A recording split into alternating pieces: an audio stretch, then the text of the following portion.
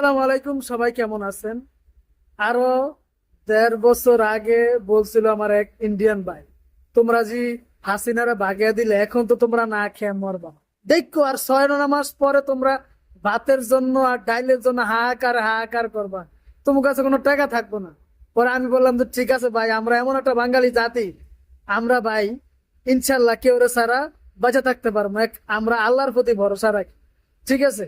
তো আজকে 1.5 বছর পর ওনারা জিজ্ঞাসলাম যে ভাই আপনি যে কইছিলেন আমরা 6 মাস পরে হাহাকার করবো, মোহন তো ভাই কোনো হাহাকার চলে না, দুর্ভিক্ষ তো কোনো বাংলাদেশে কিছু হইব না, তাই না?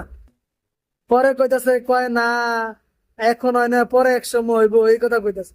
ইন্ডিয়ান মিডিয়া ওই ইন্ডিয়ান যেই লোকেদের যা শুনে তারা তাই বোঝে। যদি জানতো যে হাসিনা কত ভালো লোক, ঠিক আছে, তাহলে তারা মুখ দিয়ে এই কথা কইতে পারে।